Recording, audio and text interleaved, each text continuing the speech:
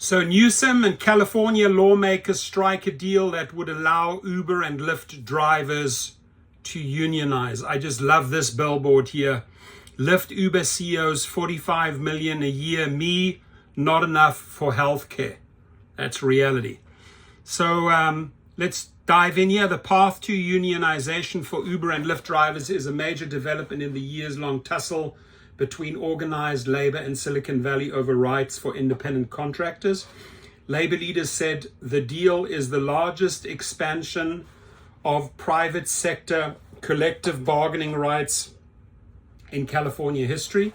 Sacramento Governor Gavin Newsom and California lawmakers on Friday announced a landmark deal with Uber and Lyft to allow hundreds of thousands of rideshare drivers to unionize and bargain collectively while still being classified as independent contractors. The compromise between labor unions and the Silicon Valley companies, backed by Newsom, Assembly Speaker Robert Rivas, and Senate Pro Tem Mike McGuire, would advance a collective bargaining bill through the legislature, along with a bill backed by Uber and Lyft that would significantly reduce the company's insurance requirements.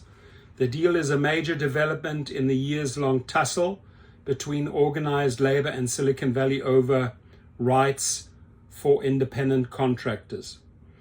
Labor leaders from Service Employees International Union California, a powerful union that has been working for years to organize app-based drivers, said the deal is the largest expansion of private sector collective bargaining rights in California history. Labor and industry sat down together, worked through their differences, and found common ground, Newsom said in a statement. The agreement, he said, will empower hundreds of thousands of drivers while making rideshare more affordable for millions of Californians. With support from Rivas and McGuire, both bills are expected to sail through the legislature before the session ends in mid-September. The agreement does not apply to other types of gig workers, including those who deliver food through apps like DoorDash. So just Uber and Lyft.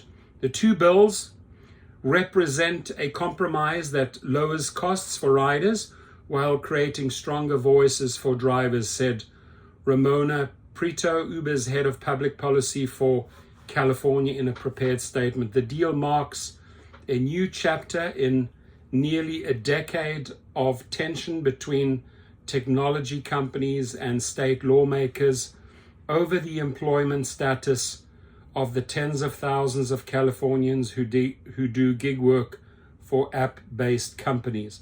This moment has been a long fight for over a decade in the making, said Tia Orr, the executive director of SEIU California.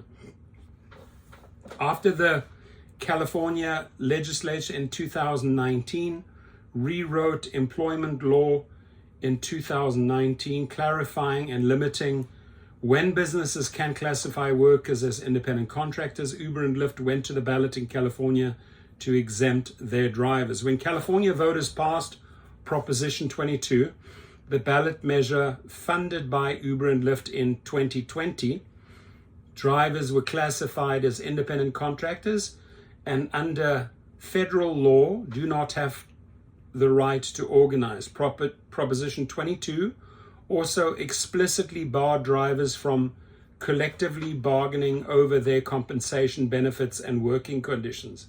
But SEIU California argued that court decisions over Prop 22 left an opening for the state legislature to create a process for drivers to unionize. Earlier this year, Assembly member Buffy Wicks and Mark Berman introduced the collective bargaining bill, AB 1340, which Uber and Lyft initially opposed. The bill allows drivers to negotiate their pay and other terms of their agreements with the companies and exempts workers from the state and federal antitrust laws that normally prohibit collective action by independent contractors. Under federal law, employees in the U.S. can unionize by holding an election or reaching a voluntary agreement with their employers for a specific union to represent them. The process for California Uber and Lyft drivers would be somewhat different.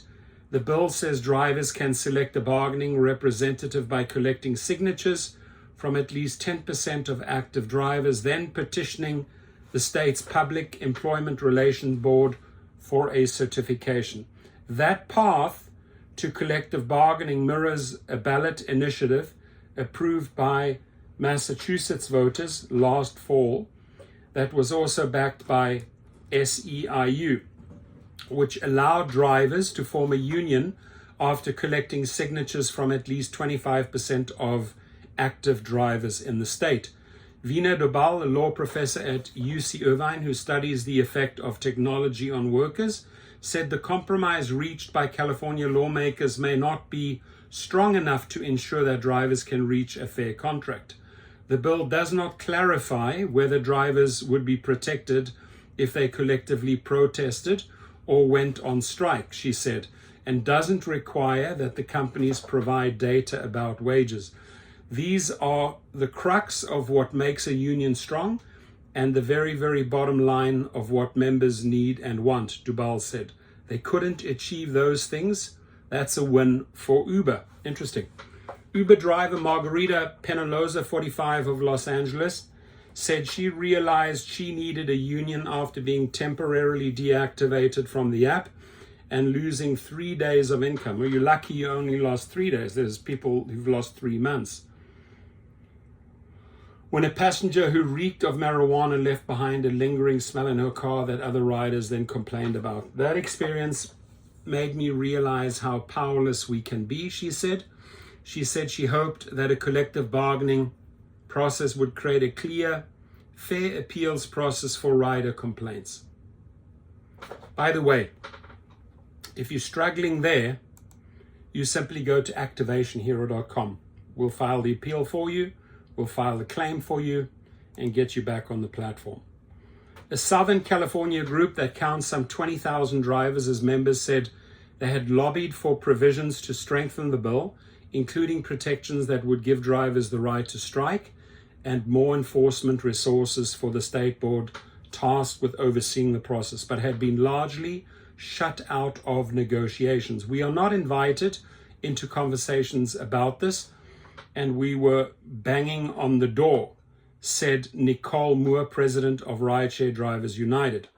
Representatives from SEIU and WIC's office met multiple times with Rideshare Drivers United about their proposals and discussed why some weren't included, said someone familiar with the negotiations who was not authorized to speak publicly.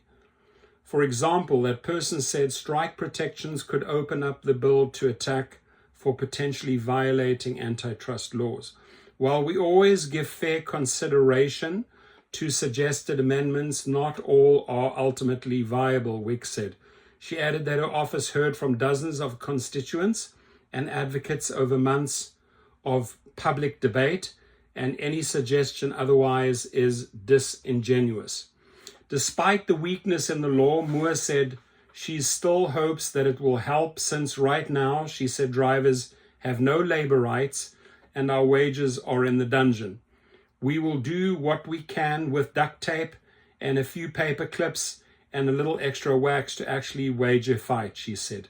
The insurance bill, backed by Uber and Lyft and introduced by State Senator Christopher Cabaldon, would reduce the amount of insurance that companies like Uber and Lyft are required to provide for rides.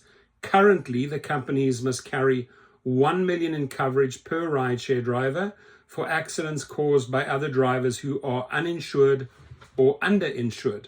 The companies have argued that current insurance requirements are so high that they encourage litigation for insurance payouts and create higher costs for passengers. The agreement instead calls for $60,000 in uninsured motorist coverage per rideshare driver and $300,000 per accident.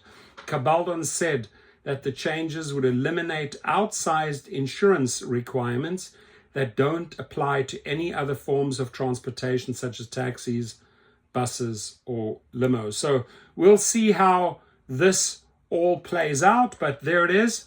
They struck a deal, and it allows Uber and Lyft drivers to unionize in California. Your comments, please.